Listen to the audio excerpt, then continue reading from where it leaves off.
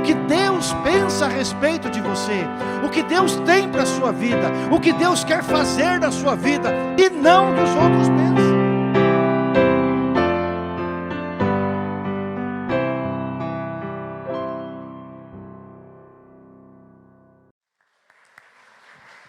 Glória a Deus, amém, aleluias. Abra sua Bíblia, queridos, lá no Evangelho de Mateus, capítulo 11, versículos 28 a 30. Evangelho de Mateus, capítulo 11, versículos 28 a 30. Pergunta para a pessoa que está ao seu lado aí: você acredita que Deus tem sempre algo melhor para você? Você acredita que Deus tem sempre algo melhor para você? Amém? Aqueles que acreditam, experimentam, porque sem fé é impossível agradar a Deus. Aqueles que acreditam se movem pela fé. Os que ficam em dúvida não recebem nada. Por quê? Porque a Bíblia diz em Tiago que quem duvida não receberá nada, né? Então você fica apenas na misericórdia de Deus. A misericórdia de Deus é para todos. A graça é apenas para aqueles que têm fé, para aqueles que acreditam, para aqueles que professam a fé ativa. Para aqueles que não professam a fé ativa, que são religiosos, esses ficam só com a misericórdia de Deus, o que já não é ruim também, né? Misericórdia de Deus não é ruim, é boa, mas a misericórdia não te leva para o céu, o que te leva para o céu é a graça, certo? Uma pessoa na face da terra que só experimenta a misericórdia de Deus, ela vai viver aqui na terra, vai ter os seus altos e baixos, pela sua sorte, pelo seu trabalho, pela sua aplicação, ela vai ser uma pessoa bem sucedida. Mas a misericórdia de Deus não te põe no reino dos céus. O que te põe no reino dos céus é a graça. Deus, ele tem dois braços. Um braço chama misericórdia, o outro braço chama graça. A misericórdia significa Deus não me dando o que eu mereço, e graça significa Deus me dando o que eu não mereço. Então, como eu sou pecador, eu não consigo receber de Deus aquilo que eu mereço. Por quê? Porque por ser pecador, eu preciso da graça de Deus, eu preciso desse braço chamado graça. Como eu sou pecador, eu preciso do braço chamado misericórdia. Então, Deus trabalha conosco nessas duas bases. Então, o ímpio, ele tem apenas a misericórdia de Deus, tá ok? Ele tem a misericórdia de Deus, por quê? Porque Deus é bom. Deus é tão bom que até o ímpio é abençoado. Deus é tão bom que o ímpio, mesmo que não professa a Deus, mesmo que não glorifica a Deus, mesmo aquele que fala mal de Deus, ele é abençoado. Todos são abençoados. Quando o sol nasce pela manhã, ele não nasce só para quem é crente, ele nasce para todo mundo. Quando vem a chuva, não chove só na terra de quem é crente, chove na terra de todo mundo. O ímpio é abençoado. Mas a diferença entre o ímpio e o justo é que enquanto o justo é abençoado aqui na terra, ele também está sendo abençoado no reino dos céus, ou seja, ele está sendo abençoado na vida que vem além, porque nós sabemos que quando a nossa vida terminar aqui na terra, os justos, que são aqueles justificados por Jesus, eles estão com destino garantido, está resolvido o problema deles. E aqueles que não são justificados por Cristo, porque não aceitaram Jesus como seu Senhor e seu Salvador, esses também estão com o destino resolvido, ninguém vai ficar em dúvida, né? Existia uma teologia na Idade Média, que as pessoas não sabiam se iam para o céu ou se iam para o inferno, então elas ficavam no limbo, elas ficavam num lugar intermediário, e aí dá-lhe fazer reza, fazer oração, para ver se tirava a pessoa do lugar intermediário, né? Criaram um lugar intermediário, mas a Bíblia não aponta isso, a Bíblia aponta apenas dois lugares. Ou nós passaremos a eternidade com Cristo, ou nós passaremos a eternidade longe de Cristo. Não importa aí aonde você vai passar a eternidade, né? Você quer passar perto de Cristo, ou você quer passar a eternidade longe de Cristo? Então, a misericórdia de Deus, ela é a causa de Deus trabalhar em nossa vida neste momento, neste ambiente da terra que nós estamos aqui. Mas quando nós alinhamos a ação de Deus de misericórdia com a ação de Deus de graça, isso faz uma grande diferença em nossa vida. Então Jesus faz uma proposta para mim e uma proposta para você. Você recebeu aí o papel do improviso, né, para você acompanhar e você anotar. E também para os irmãos que participam das células, tem aí as perguntas que vai acontecer na célula desta semana. Então, uma proposta de Jesus para todos. Por que essa proposta é para todos? Porque quando Jesus veio morrer no mundo aqui, pelos pecadores, Ele não morreu por quem é bonzinho. Ele não morreu por você que é cheirosinho só, por você que é cheirosinho, bem arrumadinho. Não, Ele morreu por todos. Pelos dignos e pelos indignos, pelos bonzinhos e pelos maus, porque tem gente mal no mundo, independente do que o diabo possa fazer, a maldade do coração humano é muito grande. Então, Jesus morreu por todos, absolutamente por todos. Uma vez eu falei uma frase, e alguém me questionou, mas é uma grande verdade. A carta de alforria que foi dada por Jesus na cruz é para todos. Uma pessoa que for para o inferno, vai para o inferno com os seus pecados perdoados. Ela não deveria ir para o inferno, ela não precisaria ir para o inferno. Por quê? Porque tudo aquilo que ela precisa para escapar do inferno, Jesus conquistou na cruz do Calvário. Jesus deu à sua igreja, ao seu povo, Jesus deu a todas as pessoas a possibilidade de novamente se reconectarem com Deus. Mas a gente sabe que somente aqueles que aceitaram Jesus como seu Senhor e Salvador, é que podem ser de fato chamados filhos de Deus, como diz a promessa do Senhor em João, capítulo 1, versículo 12, no versículo 11 diz que o Senhor veio para os seus, mas os seus não o receberam. Então no versículo 12 a Bíblia diz que a todos quanto receberam, deu-lhes o poder ou a autoridade de serem chamados ou serem feitos filhos de Deus. Então, quem é um filho de Deus? É alguém que experimenta a misericórdia, mas também experimenta a graça. A graça me coloca no céu, a misericórdia apenas supre aqui na terra. Então, queridos, nós precisamos entender este conceito, para que a gente entenda que Deus sempre tem algo melhor para nós.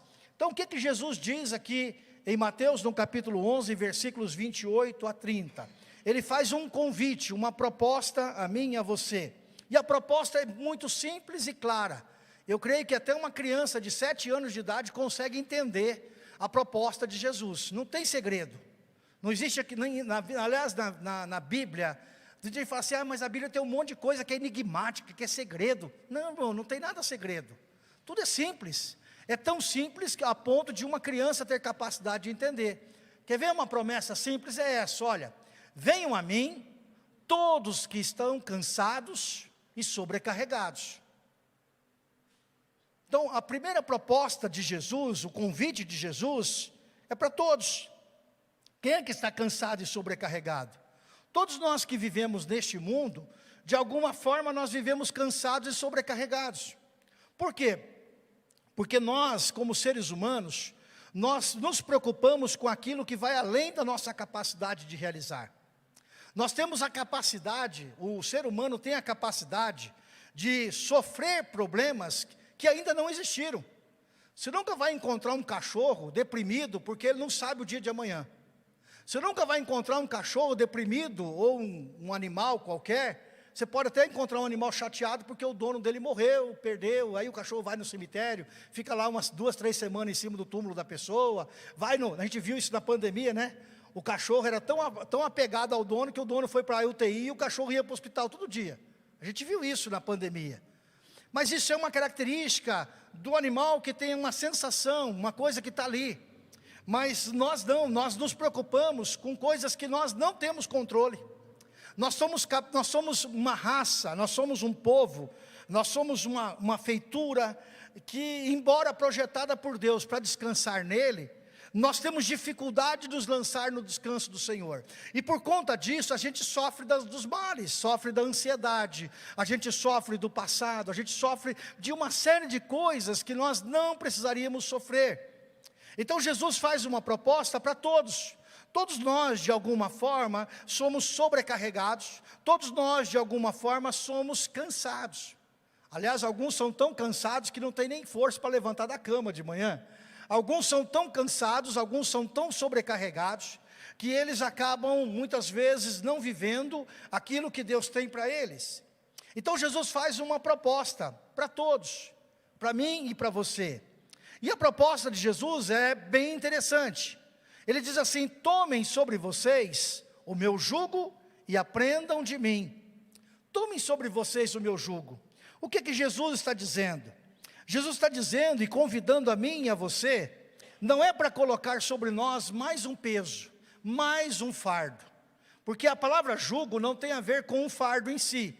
A palavra jugo tem a ver com aquilo que é capaz de nos ensinar a viver uma vida de acordo com o princípio do reino. Quando a gente fala na expressão jugo, a gente tem que lembrar que jugo é um instrumento colocado na canga de um boi, né? Colocado no pescoço de um boi, para ensiná-lo a trabalhar.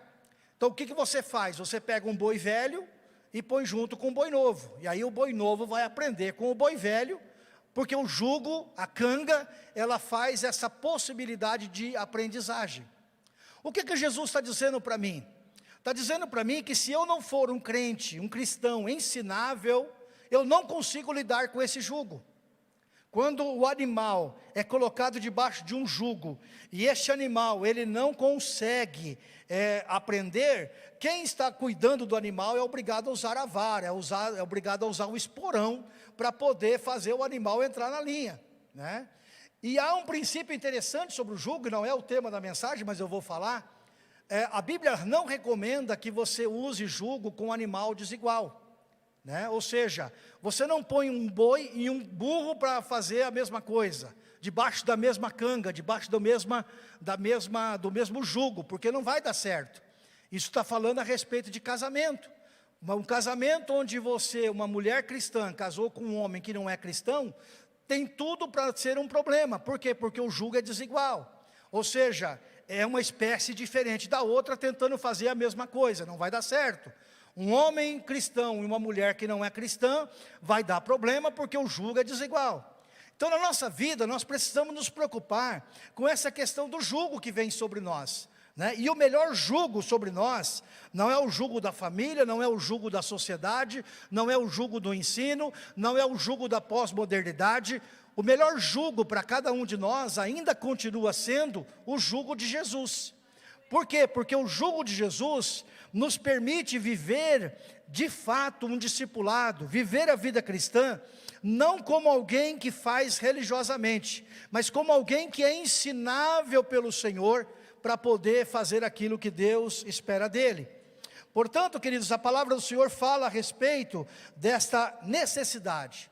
Eu falei para vocês na semana passada, que dá 3 marcas para um discípulo de Jesus. Vamos dizer juntos? Um discípulo de Jesus, ele é fiel, ensinável e disponível. Se uma pessoa tivesse 2 marcas, mas não tiver a terceira, ela ainda não é um discípulo de Jesus. Então, para uma pessoa ser discípulo de Jesus, ela precisa, em primeiro lugar, ser fiel. Depois, ela precisa ser ensinável, porque quem não é ensinável não aprende.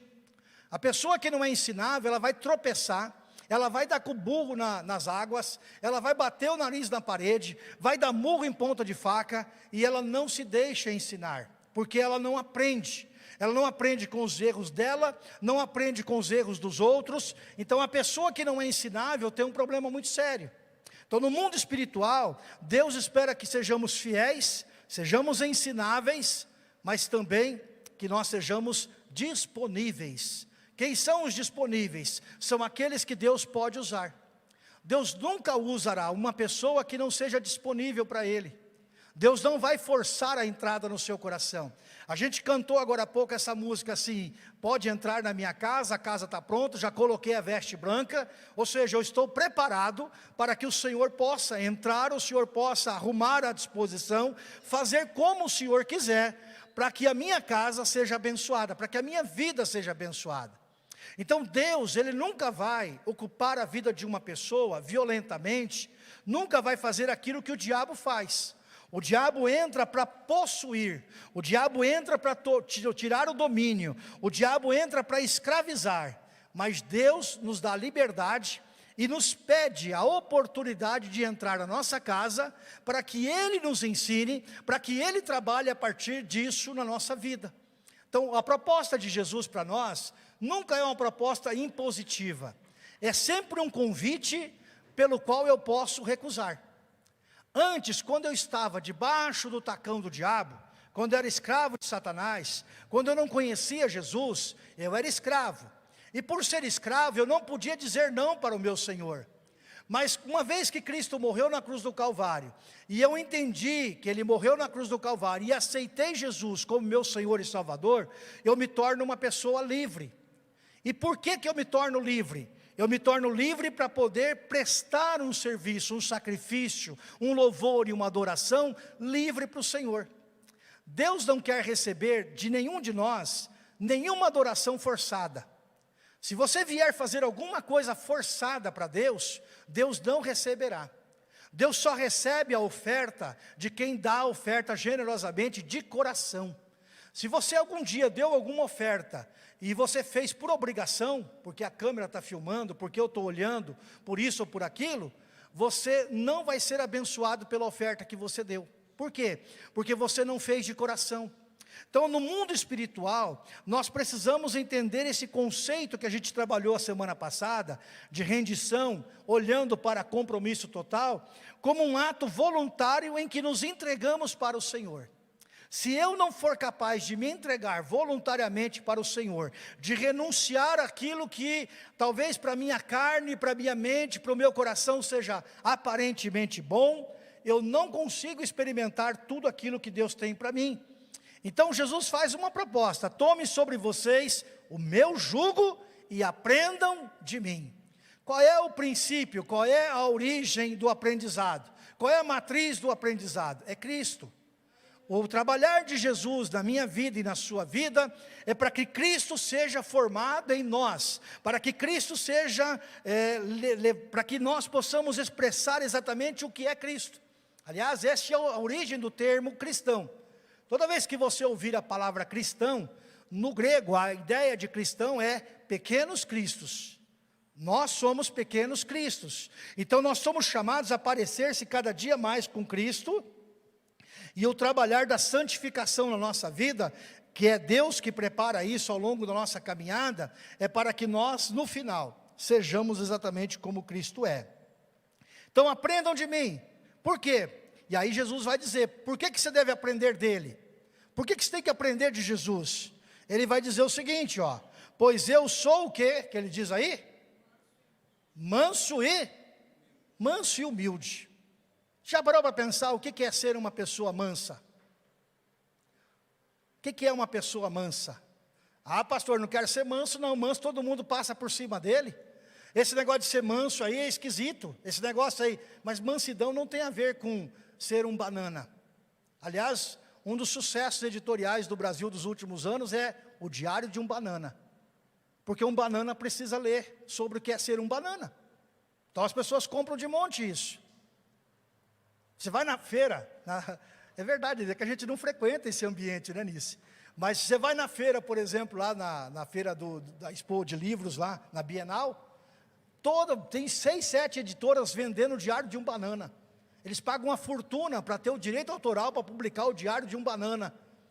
E aí o banana vai comprar o livro para entender o que é ser um banana de verdade, de fato, né? Se colocar lá o Diário de um Cristão, vai vender pouco, mas o Diário de um Banana vende de monte. Interessante, né? Mas Jesus está dizendo o seguinte, eu sou manso e sou humilde de coração. O que significa Jesus ser humilde de coração? Significa Jesus saber exatamente quem Ele é. Jesus nunca teve crise de identidade. Jesus nunca teve crise com alguém que estivesse sendo usado pelo Pai, mais do que Ele em algum momento. Jesus nunca teve crise quando alguma coisa saiu fora do controle. Jesus nunca teve crise quando teve que enfrentar uma tempestade, porque ele ia fazer algo que ia ser diferente. Jesus não tinha crise. Essas crises que eu e você temos todos os dias, essas crises são natural, são marcas do velho homem em nossa vida que ainda está tentando. Sabe aquele xerox antigo, que fica a marca de uma coisa do passado lá na cópia que você tira? Já reparou isso? Que às vezes você vai tirando cópia, chega uma hora que você não começa a ver duas coisas ali, vê a marca de alguma coisa que estava na copiadora e mais alguma coisa ali que você tirou. Então, às vezes acontece isso na nossa vida. Nós temos crise. Eu não estou legal essa semana, eu vou desistir de tudo, eu vou arrumar outra profissão, eu vou fazer isso, eu vou fazer aquilo. E a gente entra em crise o tempo todo, né? A gente só não vai mais para o lado da crise, porque Deus sempre prepara uma pessoa abençoada para estar do nosso lado, né? A esposa, o esposo, E é interessante que a hora que um entra em crise, o outro fala assim, não, que isso, vai passar, amanhã vamos junto, vai lá, vai dar certo. Aí, quando o dia é o outro que está em crise, aquele que alentou o outro no outro dia, é o outro que está em crise, né?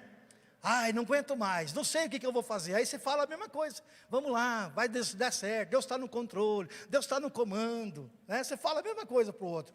Por quê? Porque a nossa natureza humana na terra ainda está sujeita a essas coisas. Nós não conseguimos descolar isso. Nós ainda somos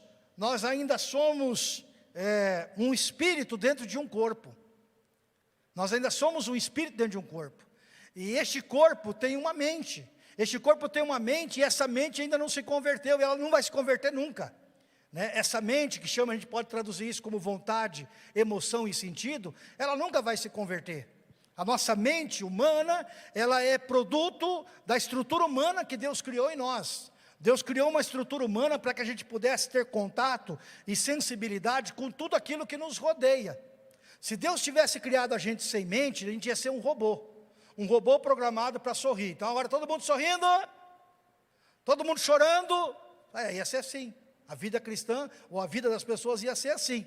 Deus não fez dessa forma, Deus fez a gente com uma alma. A alma é mente. Então a alma é o quê? A alma é a que dá sensação, que dá sensibilidade. É na alma que nós lidamos com as frustrações. É na alma que nós lidamos com os problemas emocionais. É na alma que nós lidamos com as carências afetivas. É tudo no nível da alma. E essa alma, ela tem uma certa ligação com o nosso espírito. Mas o espírito é diferente de alma. A alma é uma coisa, espírito é outra. O espírito que Deus nos deu, ele veio do céu. Num determinado momento da concepção, quando você estava lá na barriga da sua mãe, entrou um espírito dentro de você. Esse espírito já tinha sido criado antes da fundação do mundo, mas aí quando houve a multiplicação das células lá no útero da tua mãe, num determinado momento, que alguns vão dizer que é entre a 9ª semana ou a 15ª semana, depende da corrente teológica, veio um espírito que está em você, esse espírito que está em você, ele veio do céu e entrou naquele feto. Então aquele feto passou agora, ele não é um embrião. Aquele feto não é uma parte biológica apenas. Ele é um ser biológico, mas ele também é um ser espiritual que está dentro da barriga da mãe.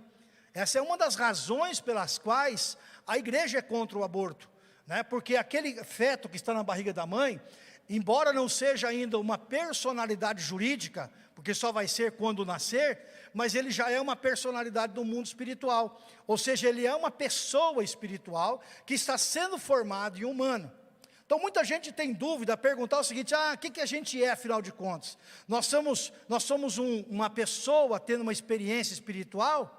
Né? Essa é a pergunta que muita gente faz. Nós somos uma pessoa tendo experiência espiritual? Não, a resposta correta é, nós somos um ser espiritual tendo uma experiência humana. Essa é uma definição teológica de Teilhard de Chardin, já dos anos do século XVIII, quando se tenta traduzir o que é o ser humano. O ser humano é um ser humano tendo uma experiência espiritual, ou o ser humano é um ser espiritual tendo uma experiência humana? Então a resposta correta é, eu não sou desta terra, eu vim do céu, porque antes de eu existir como pessoa física, eu já existia no plano espiritual. Eu, você, cada um de nós aqui, somos únicos porque nós já existíamos na dimensão espiritual. Nós viemos neste mundo num determinado momento, e Deus incorporou a gente no corpo de uma criança, de um feto, e aí nós crescemos, nos desenvolvemos, e aí nós vamos terminar essa parte da terra, e quando nós terminarmos a parte da terra, nosso espírito, no momento que a pessoa morre, né, não sei quantos de vocês já tiveram a experiência de ver uma pessoa morrer. Isso, quando a pessoa expira pela última vez, Salomão vai dizer que rompe-se o fio de prata. O que é o fio de prata? É a ligação entre parte espiritual e parte emocional e corpo, rompe-se. Esse fio de prata se rompe, e quando o fio de prata se rompe, o espírito é retirado da pessoa, ele sai da pessoa imediatamente. Então aquilo que vocês vêem no filme lá, o sujeito leva deu um acidente lá, e aí se vê flutuando, aquilo não é ficção de filme, aquilo é uma realidade. Por quê? Porque a parte essencial que está dentro de nós, o que nos dá um sentido maior de vida, essa parte não é humana, ela é espiritual. Esse Elton espiritual que está aqui dentro, ele é mais importante do que esse Elton casca que você está vendo. Esse Elton é um boneco animado. Mas o Elton espiritual que você não vê, né, que você tem também, ele vai voltar para o mundo espiritual. Ele não faz parte do mundo da terra, ele não está aqui preso no mundo da terra. Ele vai desencarnar e ele vai para o mundo espiritual. E ali ele vai aguardar a definição daquilo que o corpo daquela pessoa fez com o seu corpo espiritual, ou com a sua parte espiritual. Então, o corpo físico vai para a terra, vai para destinado para o pó, mas a parte espiritual vai para algum lugar no mundo espiritual, e aí tem várias correntes teológicas. Uns vão dizer que vai ficar dormindo para esperar a ressurreição, outros vão dizer, não, já na hora que morreu, já vai encaminhar, já vai um para um lado, outro para o outro, e está tudo certo. Não importa se vai agora ou se vai depois. E aí, quando Pedro está escrevendo sobre isso, Paulo diz assim, não fique preocupado se é antes ou depois, porque é como dormir, a gente dorme, depois que está dormindo, você fica contando as horas, quando está dormindo? Não, você simplesmente dorme. E quando você acordar, alguns de nós conseguem dormir e acordar até meio-dia amanhã, não é isso? Né? Dependendo do sono, a gente consegue dormir e acordar até meio-dia, dependendo da canseira do corpo. Né? E quando você está dormindo, você não tem o controle sobre as suas faculdades. Você não consegue, você está ali no domínio da alma, no domínio da parte emocional, da parte biofísico-química do seu corpo, mas você não tem controle. Então, quando você volta para esse processo de Deus, o que Deus faz? Deus vai pegar essa ação espiritual, vai retornar essa parte espiritual para o Senhor, né? E ali a gente vai ter um outro problema, porque algumas pessoas, elas vão ter a sua parte espiritual, aguardando a ressurreição, para todos serem ressurretos, mas uns vão para o inferno, com corpo e tudo. É interessante isso, porque a gente não vai para o inferno só com a parte espiritual, vai com um corpo espiritual também. Mas aí é outra história. Paulo vai falar a respeito disso, sobre se há corpo animal, também há corpo espiritual. Muita gente fica com dúvida, né? Será que se cremar depois, como é que vai fazer? Né? Como é que vai juntar a cinza? Não é esse corpo físico, isso aqui que você está vendo, isso aqui vai virar pó. Pronto e simples. Aí nesse aspecto os materialistas estão corretos. Vai virar adubo, vai virar esterco. Mas o ser humano não é só esse amontoado de pele e osso. O ser humano é muito mais do que isso. Então Jesus está falando e está ensinando o seu povo a respeito desta capacidade ou desta necessidade de nós nos alinharmos com aquilo que Ele tem para nós. Ou seja, uma vez que nós temos um espírito dentro de nós nos alinharmos com aquilo que o Senhor tem para nós. Então Ele diz assim, eu sou manso e humilde de coração, e vocês encontrarão descanso para as suas almas. O que é o descanso da alma? O descanso da alma aqui tem a ver com essa capacidade de nós não nos importarmos e não perdermos tempo com aquilo que acontece em nosso redor, que nós não controlamos. Né? Se a gente for viver emocionalmente, a gente vai tentar controlar tudo e não vai conseguir controlar nada. Então Jesus está dizendo o seguinte, olha, vocês precisam descansar da sua alma. Você não pode deixar a tua alma governar a tua vida. Porque uma marca do crente carnal é que ele é um crente almático. Ele é um crente dominado pela alma. Uma vez que ele é um crente dominado pela alma, a alma busca satisfazer seus desejos, emoções e sentidos. E essa é a razão pela qual um crente carnal tem dificuldade de viver as coisas espirituais. Há muitas coisas espirituais que são do Espírito, o crente que é carnal não consegue experimentar. Por quê? Porque as coisas espirituais, elas se discernem espiritualmente. As coisas carnais se discernem no nível da alma, mas as coisas espirituais só se discernem no nível do Espírito. Então, se uma pessoa perde a comunhão com Deus por causa de um pecado, imediatamente ela vira o estado carnal da sua vida. E ao estar no estado carnal, tudo aquilo que é espiritual não faz sentido para ela. Por isso que alguns crentes têm dificuldade com essa parte mais espiritual. Porque para eles o máximo de espiritualidade é vir à igreja. Eu sento lá, eu frequento a igreja, e é o máximo que eles vão experimentar. Mas aquele que é crente espiritual, esse que tem desejo de ser suprido no nível espiritual. Por quê? Porque o alimento espiritual só serve para quem é espiritual. Para quem não é espiritual, o alimento espiritual não serve. Então, uma das marcas para a gente perceber se realmente nós somos um cristão formado, um cristão que ama a Deus, é se realmente nós temos prazer nas coisas espirituais que Deus tem para nós.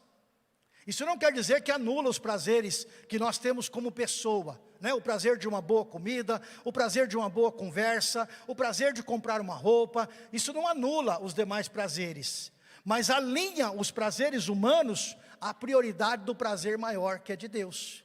Então isso supre a nossa vida. Por quê? Porque as coisas espirituais, elas precedem as coisas materiais. Então quando nós voltamos a nossa vida para desfrutar de tudo aquilo que Cristo tem para nós, a nossa vida material fica mais fácil de ser vivida. Por quê? Porque nós subjugamos as nossas vontades da mente, da nossa emoção, do nosso coração, nós subjugamos a vontade de Deus. E aí Ele entra com o suprimento para suprir a parte espiritual, e quando você tem a parte espiritual suprida, você também tem a parte material suprida. Isso é algo que Deus faz por nós. Então Jesus diz: encontrarão descanso para as suas almas, pois o meu jugo é suave e o meu fardo é leve. Então Jesus está dizendo o seguinte, ó, vamos fazer uma troca? Você quer depositar em mim as suas preocupações, as suas ansiedades? Você quer deixar eu governar a sua vida? Você quer deixar eu governar e dirigir a sua vida? Lá naquele estudo que eu vou passar para vocês, a segunda lição daqui uns dias, vocês vão ver que tem uma cadeirinha que senta, onde tem lá o coração da pessoa, tem uma cadeirinha. E você sabe que quem senta na cadeirinha, governa a vida da pessoa. Então, quando eu estou sentado na cadeira da minha vida, eu estou governando a minha vida.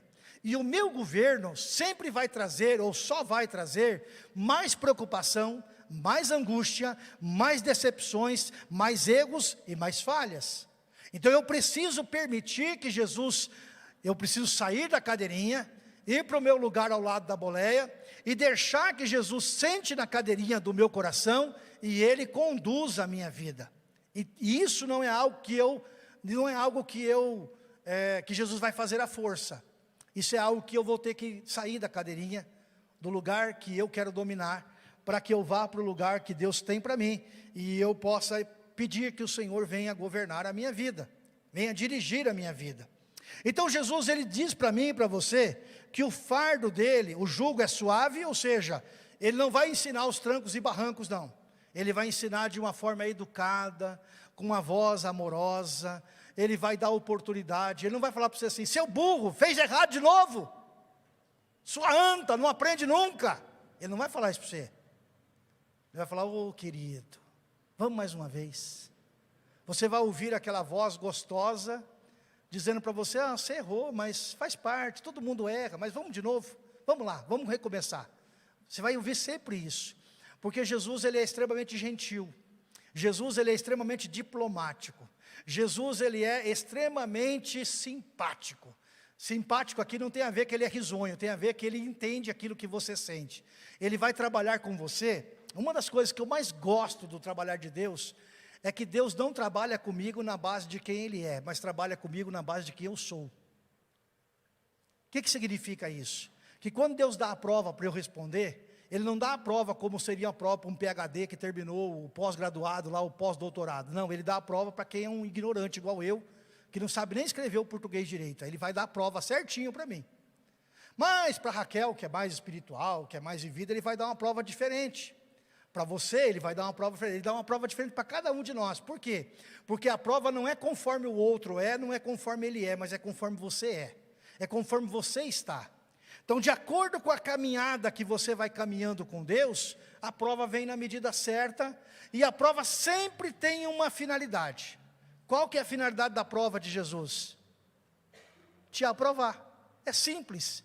Jesus não te dá a prova para te reprovar, para jogar na tua cara. Está vendo, seu idiota, seu imbecil? Você precisa de mim, teimoso.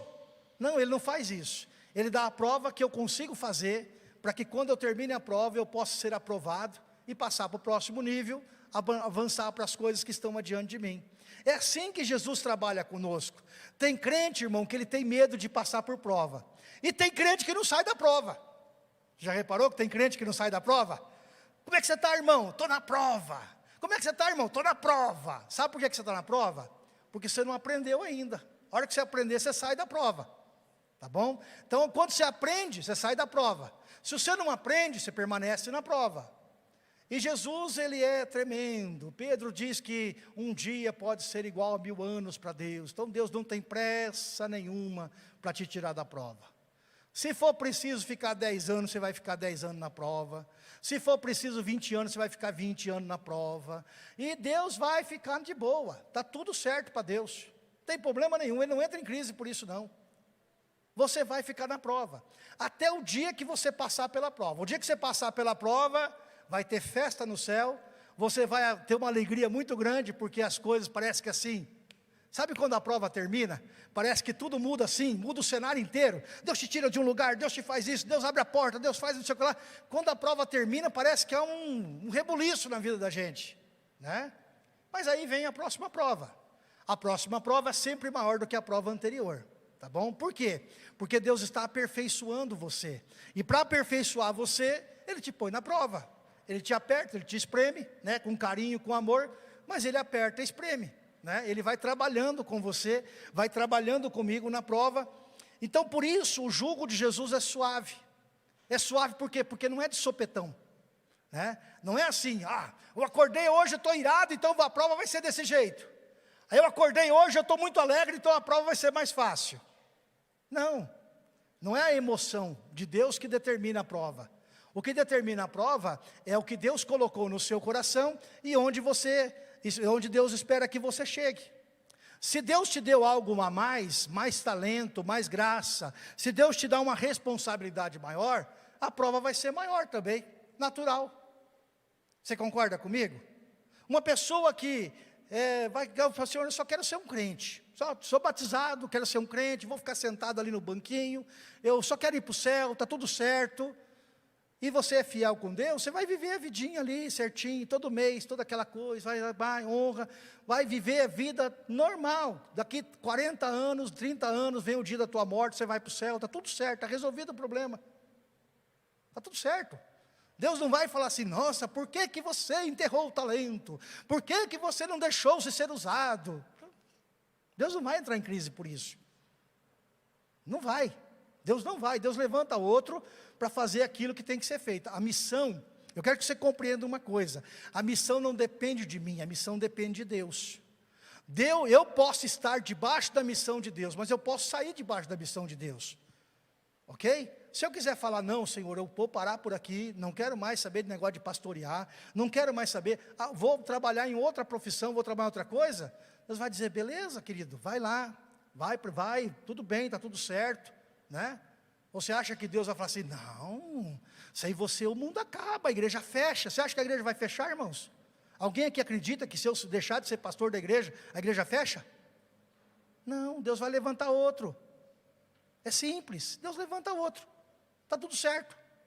Você não quer fazer? Tá bom, eu vou levantar outro que vai fazer, e eu vou honrar o outro por aquilo que ele vai se colocar na minha mão. Está tudo certo, Deus não entra em crise por isso. A gente é que entra. Porque a gente não entende essa questão do jugo de Jesus. Então Jesus está dizendo assim, o meu jugo é suave, e Ele está dizendo o seguinte, olha, o meu fardo é leve. Imagina Jesus dizendo para você que o fardo dele é leve. E a proposta que Ele faz para você é, vinde a mim. Descansa em mim. Deixa eu cuidar dessa situação para você. Se recuse, toda vez que a sua mente começar a rodar, começar a virar sozinha, e ela começar a ficar preocupada, e você parar de dormir, você parar de viver, por causa de um problema que você não tem controle, Jesus está dizendo o seguinte, por que você vai fazer isso? Traga para mim o problema, deposita o problema diante de mim, e deixa eu conduzir a situação. Um dos grandes problemas que nós temos, é que nós, às vezes, colocamos o problema diante de Deus, mas nós temos medo de como que Ele vai resolver. Nós temos medo de Deus ter uma ação que nós não gostaríamos de passar por ela. Mas quando você colocar um problema nas mãos de Deus, você precisa aprender a colocar o problema e largar, virar as costas. Inclusive a parar de se preocupar por aquele problema. Porque se você, na sua capacidade, tivesse condição de resolver o problema, você já teria resolvido, sim ou não? Você já tinha. Se você não consegue resolver o problema, deposite o problema nas mãos de Deus e deixe Deus trabalhar. E deixe Deus fazer como Ele acha que tem que fazer, e não como você acha. Então, quando a gente entrega um problema diante de Deus, Jesus está dizendo o seguinte, ó, vamos lá, vou botar a canga em você agora, vou botar o jugo, e você vai andar do jeito que eu ando agora, eu vou te ensinar a andar, e nós vamos aprender, você vai aprender a andar. E eu vou dirigir você, porque o burro velho dirige o burro novo, né? O irmão mais velho dirige o irmão mais novo. O boi velho dirige o boi novo, é sempre assim o processo. Então, Ele vai fazer isso, Ele vai dirigir a nossa vida, Ele vai nos levar por onde tem que levar, Ele vai fazer as coisas acontecer da forma certa, e todas as vezes que nós tivermos que lidar com situações que estão além da nossa capacidade de compreensão, de resolução, de solução, Ele vai dizer, fica tranquilo, está comigo o negócio, eu vou resolver esse caso para você. É simples. O problema não está agora em Jesus, está em nós. Por quê? Porque nós precisamos aprender a lidar com essa questão. Nós precisamos aprender a lidar com a questão do pecado, com a questão da graça de Deus.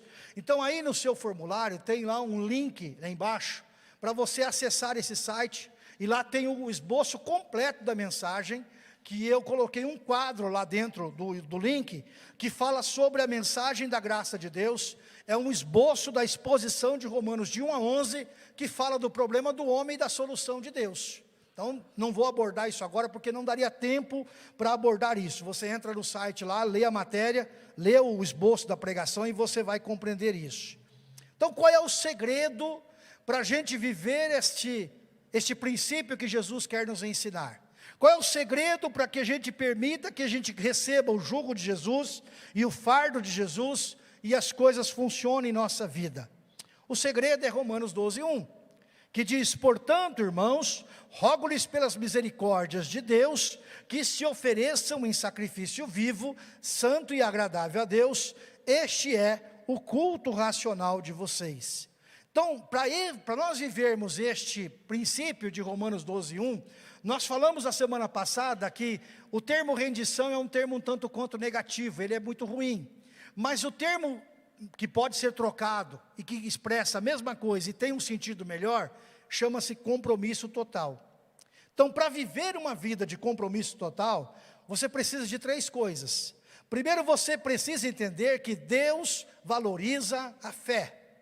Deus valoriza a fé. Deus não valoriza o desempenho, Deus valoriza a fé. Então, quando você lida com a questão da fé, um dos melhores exemplos que nós vamos encontrar na Bíblia é de um homem chamado Abraão. Abraão é considerado amigo de Deus, o pai da fé, e Deus trabalhou na vida de Abraão para que ele pudesse compreender este princípio.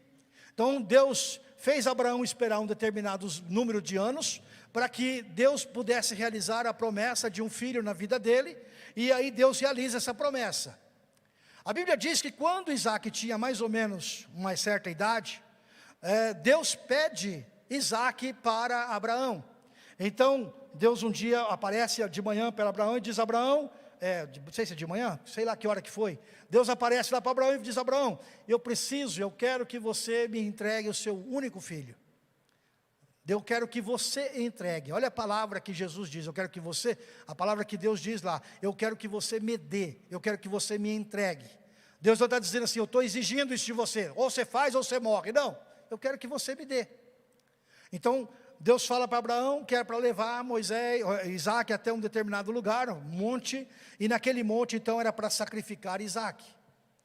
E aí, a gente sabe pela história bíblica que nós já lemos e conhecemos, que realmente Abraão obedece a Deus, ele não está entendendo exatamente o que está acontecendo, ele não sabe exatamente qual vai ser o desfecho da história, ele tem apenas uma confiança de que de alguma forma Deus vai prover uma saída, mas ele não sabe qual vai ser a saída. Nós sabemos porque lemos a Bíblia, o Abraão não sabia. Então Abraão vai caminhando, num determinado momento da caminhada, o filho olha para um, olha para o outro, fala: filho, pai, o que está acontecendo? Está aqui a lenha, está aqui o cutelo, está aqui o fogo, mas cadê o sacrifício? Cadê a oferta para o sacrifício? E aí Abraão vai dizer aquela frase famosa, que todos nós conhecemos, o Senhor proverá. No monte do Senhor, o Senhor proverá. Ou seja, ele tem a certeza, a expectativa de que ele não sabe exatamente o que vai acontecer, mas alguma coisa vai acontecer. E a Bíblia diz que quando Abraão faz então aquele ato de sacrifício, ele prepara o altar, prepara a lenha, e ele coloca o Isaque sobre aquela lenha, e ele está a ponto de sacrificar Isaque. A Bíblia diz que desce um anjo do céu, e esse anjo pede e impede que Abraão execute esse intento. Eu quero que você compreenda que o foco dessa ação não está no Isaque, o foco da ação está em Abraão. Por quê? Uma das razões para que Deus tenha pedido para que Abraão sacrificasse Isaque, é porque Isaque tinha se tornado um ídolo no coração de Abraão. Isaque tinha se tornado alguma coisa tão grande, tão importante, a ponto de alguma forma atrapalhar o relacionamento dele com Deus.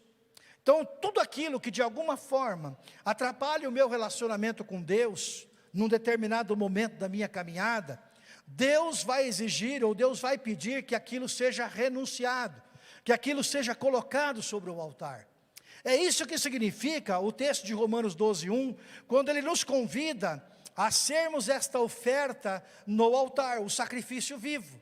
O que é o sacrifício vivo? É quando eu sou capaz de colocar diante de Deus aquilo que eu mais valorizo, aquilo que eu acho que eu não posso viver sem, aquilo que eu não consigo dar uma expressão maior, e eu coloco aquilo à frente de Deus.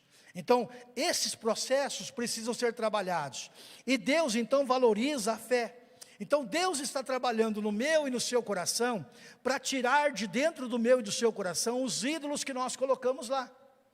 Os ídolos podem ser a ovelhinha negra da família, os ídolos podem ser o nosso trabalho, os ídolos podem ser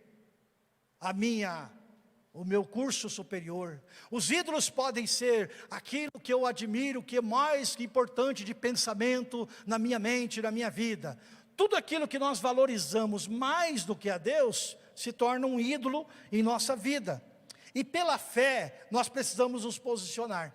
Então, quando nós vamos para o altar do sacrifício do Senhor, e este altar é este momento que nós estamos aqui, nós somos chamados e convidados a nos colocar como uma oferta viva no altar. Mas essa oferta viva, ela precisa acontecer num processo de rendição, ou num processo de compromisso com Deus, para largar aquilo que não é bom, para não acalentar no coração aquilo que não deveria estar ali, e a gente se colocar como diante do Senhor. Então, para a gente poder fazer isso, nós precisamos entender o segundo conceito. O primeiro conceito é que Deus valoriza a fé, ou seja, Deus valoriza o nosso ato de crer naquilo que Ele prometeu para a nossa vida.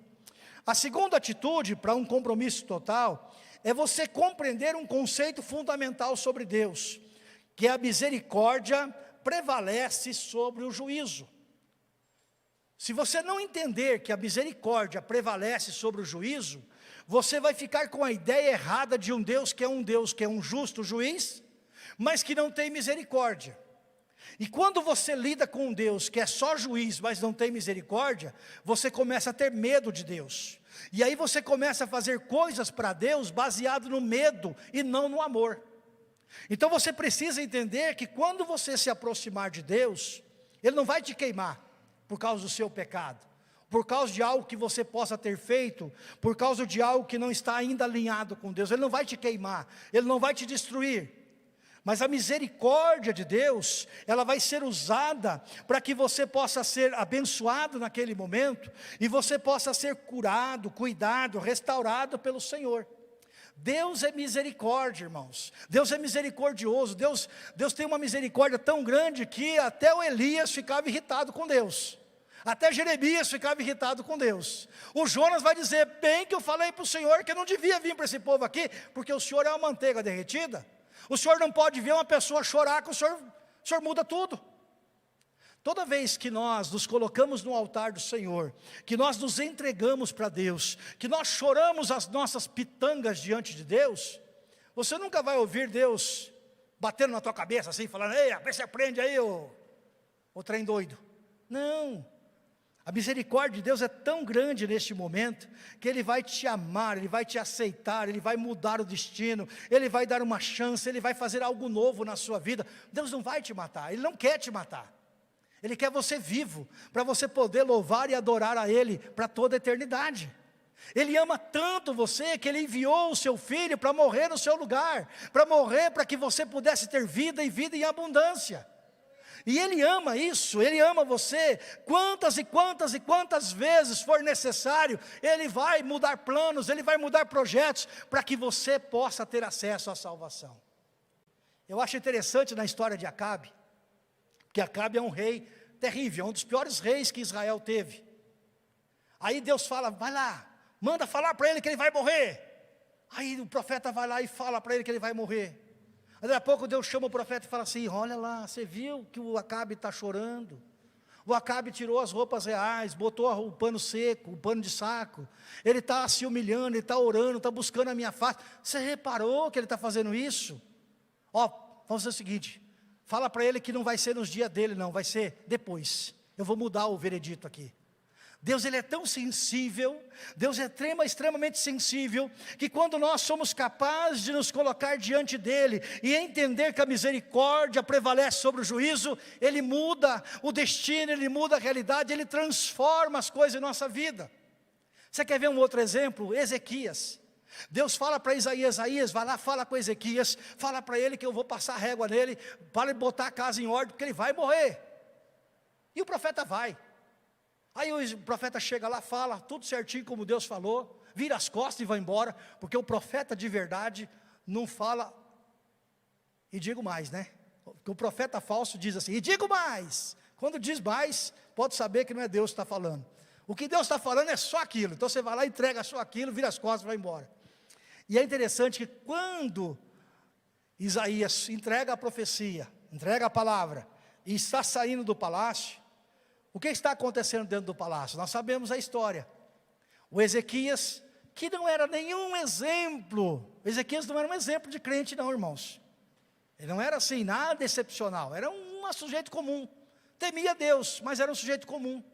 Aí quando Isaías está saindo, o Ezequias, ele vira para o lado, e ele chora e se arrepende: Senhor, será que eu fiz alguma coisa errada, para o Senhor trazer esse juízo na minha vida agora?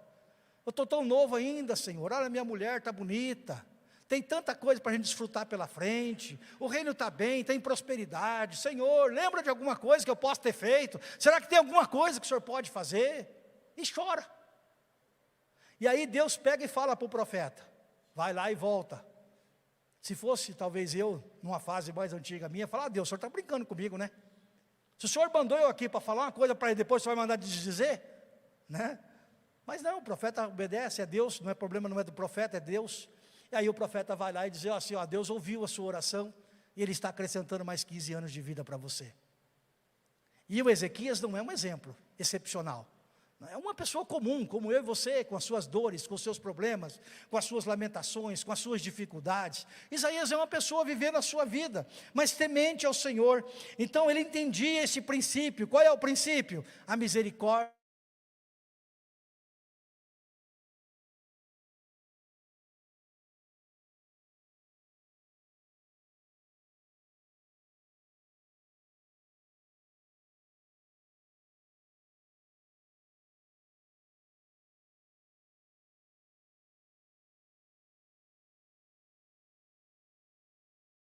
Aí achar uma saída, e você vai ver o descanso e o cuidado que Ele vai ter com a sua vida. Amém, queridos?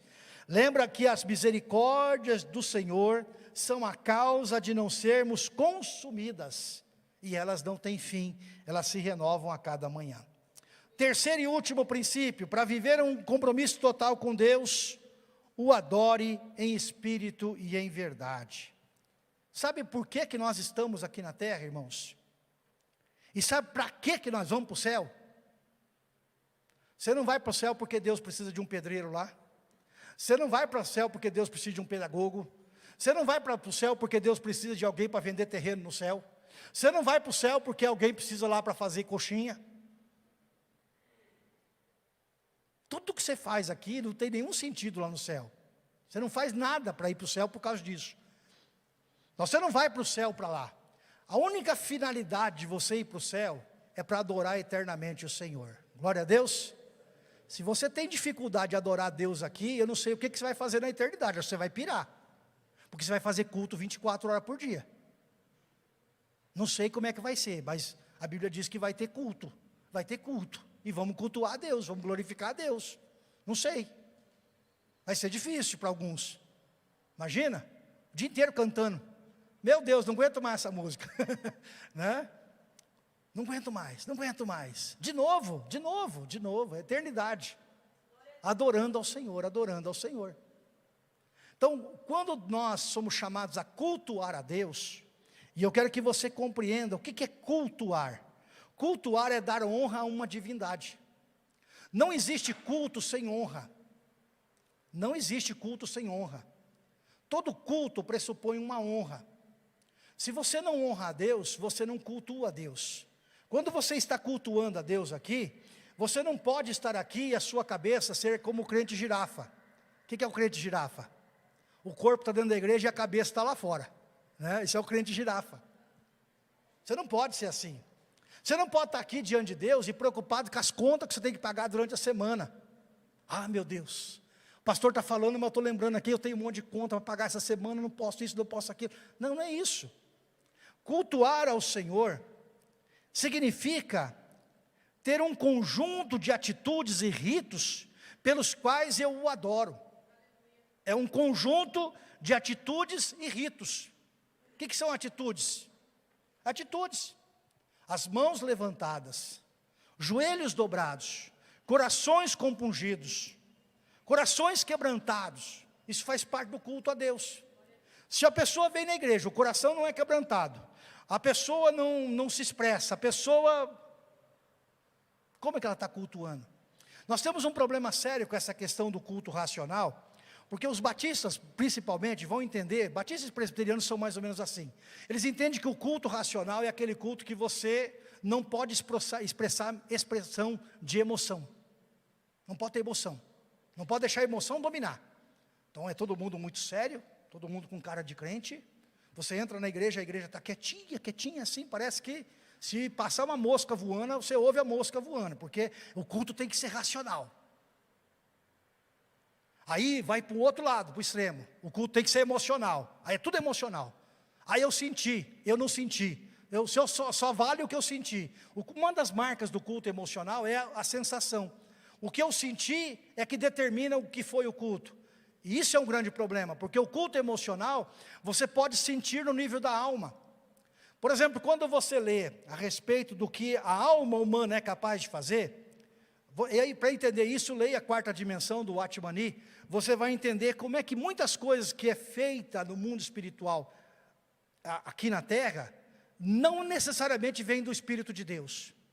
Ele pode ser produzido ou pelo espírito humano, o ser humano tem essa capacidade, ou ele, e aí é a alma, né, o culto almático, ou então é produzido pelo espírito de Satanás. Só existe culto racional, e que move as coisas que estão acontecendo, e que pode gerar sensação, que pode gerar emoção, e que seja genuíno quando é de Deus, quando provém do Espírito de Deus. Ou seja, é quando o Espírito Santo de Deus, que está dentro de nós, usa o nosso espírito, porque é assim, você tem o Espírito de Deus aqui, mas tem o seu espírito também. Qual que é o seu espírito? É aquele que veio lá na barriga da tua mãe, que vai te acompanhar até o último dia da sua vida. Então, ele é o espírito. Esse espírito, ele conversa com o Espírito Santo, ele consegue conversar com o Espírito Santo. Não é a mente que conversa com o Espírito Santo, é o espírito que Deus colocou dentro de mim, que conversa com o espírito. E aí ele traduz aquilo que eu não estou conseguindo expressar.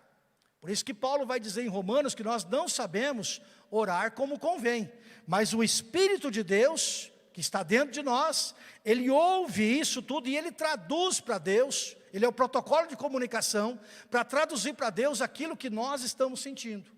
Então uma pessoa que não tem o Espírito de Deus dentro dela, ela tem um Espírito que foi dado por Deus, que é o Espírito dela, mas este Espírito, por não ter nascido de novo, ele está morto, e por isso essa pessoa só consegue sentir sensação, emoção, no nível da alma, no nível do corpo, ou no nível de um Espírito que entra no corpo dela e possa usá-la. Mas no nível do Espírito de Deus ela não pode. Então como é que a gente sabe na igreja, quando é que uma manifestação é de Deus e quando ela não é? Os carnais vão achar que é tudo de Deus, mas quem é espiritual consegue discernir o que é espiritual e o que é carnal. Os que são espirituais conseguem discernir quando uma pessoa está falando em línguas pelo Espírito e quando está falando em língua pela alma, por ela mesma, porque ela aprendeu, porque ela sabe fazer. Então,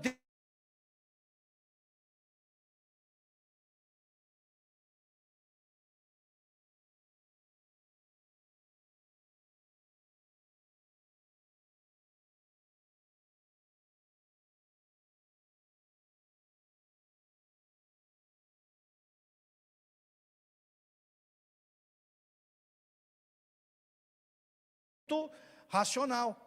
E esse culto racional, provido por Deus, dirigido por Deus, alinhado com Deus, ele vai trazer emoção. Ele vai trazer contentamento para a nossa alma, ele vai trazer emoção para o nosso espírito, e eventualmente o nosso corpo vai expressar essas ações. E isso é normal, isso não é anormal. O anormal é você fazer isso no corpo sem sentir no espírito.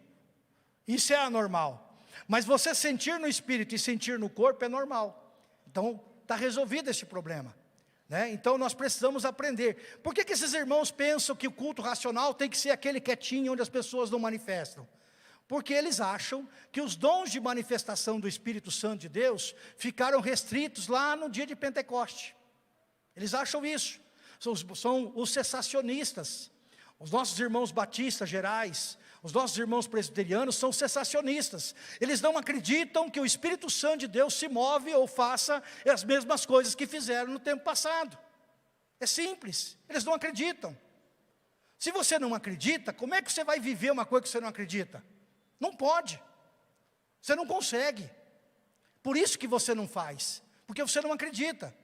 Agora, quando você entender que aquilo que aconteceu em Pentecostes é algo que Deus continua fazendo na nossa vida ainda hoje, você vai se abrir para essa experiência. Você vai se abrir para uma experiência de enchimento do Espírito Santo de Deus sobre a sua vida. A gente precisa entender que nós somos batizados no Espírito. Claro, nós somos batizados no Espírito no momento em que nós, na nossa regeneração, recebemos um novo coração. Mas imediatamente nós precisamos ser continuamente cheios. Não basta um crente ser batizado no Espírito Santo há 10 anos atrás e ele não continuar sendo cheio do Espírito Santo a cada dia. O crente precisa buscar o enchimento do Espírito Santo continuamente na sua vida. É igual um carro, não adianta o carro ser bonito, ser novo, se você não colocar combustível nele. O Espírito Santo de Deus atuando em nós é exatamente como combustível para um carro. Então, se o carro tem combustível, e este combustível é correto, ele é bom, ele vai andar, ele vai funcionar, ele vai servir para tudo aquilo que ele foi projetado. Mas sem o combustível, ele não flui, sem o combustível ele não anda. E o crente, sem o combustível do Espírito Santo, também não anda. Ele é carnal. O carnal nunca vai andar. O carnal vai ficar esperando, ele vai ser sempre o que vai no reboque, ele vai ser sempre aquele que está junto com a galera, mas ele mesmo não faz. Por quê? Porque ele não dá vazão para o Espírito Santo, ele não tem conexão com o Espírito Santo. Essa é uma dificuldade que a gente precisa romper muitas vezes. Então, a gente precisa se colocar nesse altar, e o Espírito Santo de Deus não pode usar uma vida, embora ele seja Deus, seja soberano, mas para ele poder usar a nossa vida no serviço de Deus, nós precisamos permitir que as impurezas sejam queimadas. Deus não vai usar uma vida em pecado, né? Deus não vai usar uma vida que não é fiel. Deus não vai usar uma vida que não tem manifesta fé.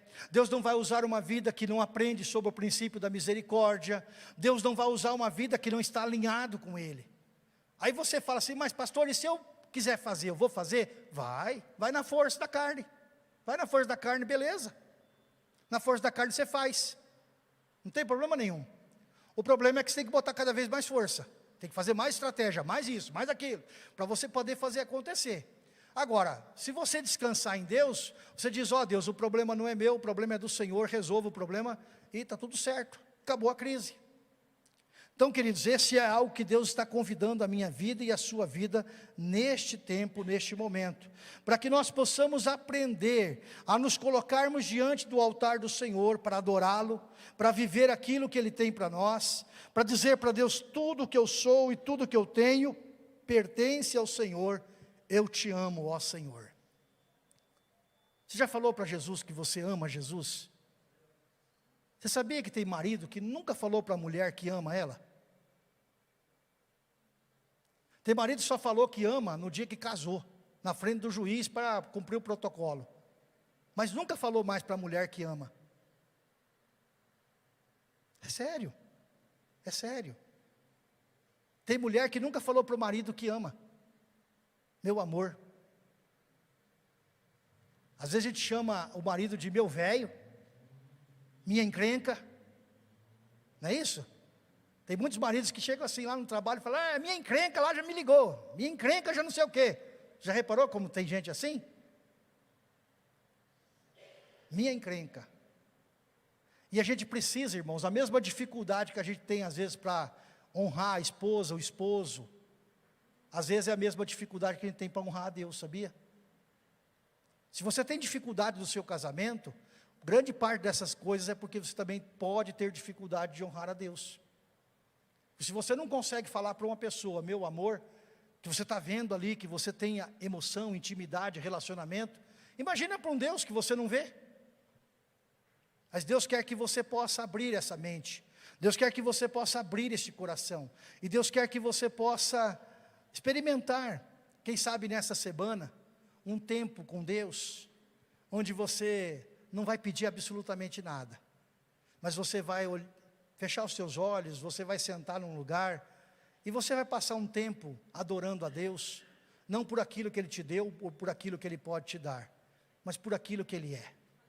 Ele é bom, Ele é amoroso, Ele é misericordioso, Ele é compassivo, Ele é um Deus todo-poderoso, Ele é um Deus de amor, é um Deus de graça, é um Deus de misericórdia.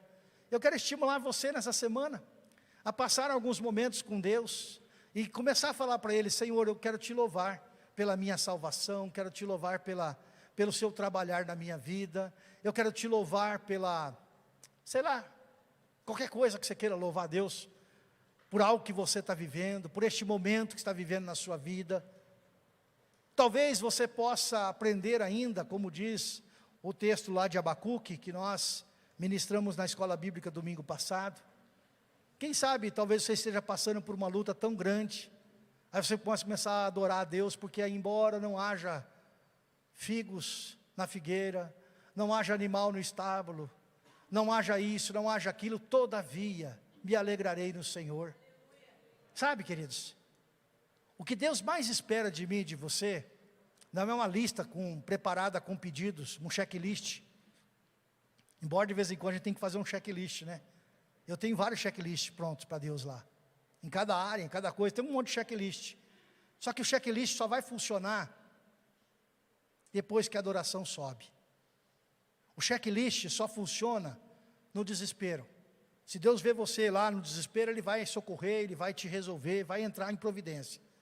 Aí o checklist funciona, aquela oração desesperada. Senhor, acode! Tá bom, Deus vai lá, acode.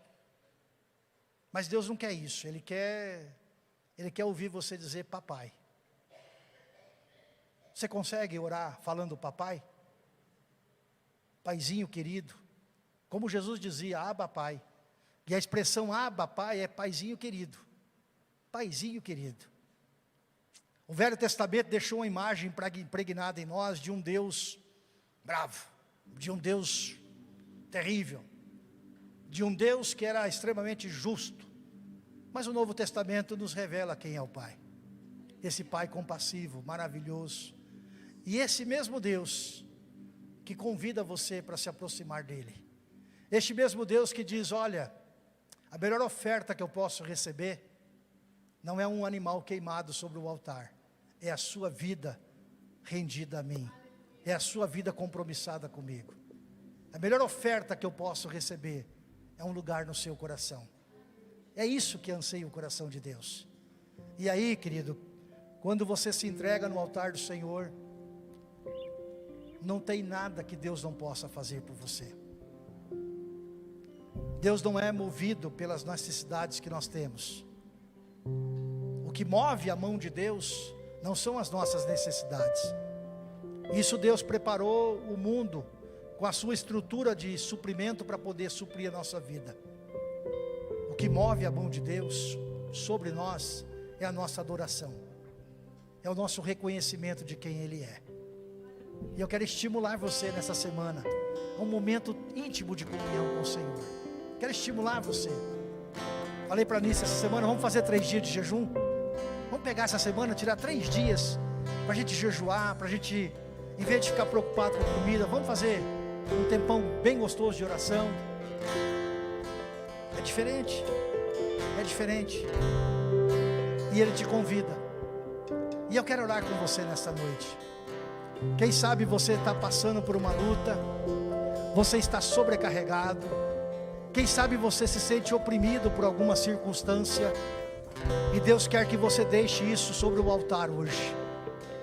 Deus quer que você faça esse culto racional, que você, de forma deliberada, você entregue o seu Isaac. Qual é o seu Isaac? Qual é aquilo que você fala, sem isso eu não posso? Entrega o casamento. Experimentou entregar o casamento? Entrega o casamento, entrega a vida profissional, entrega um gosto, entrega algo para Deus nessa noite. Quem sabe aquela coisa que está consumindo o teu coração, consumindo a tua mente, entrega para Deus. Pode ter certeza que a vontade dEle é boa, perfeita e agradável. Vamos nos colocar de pé em nome de Jesus. Eu quero te convidar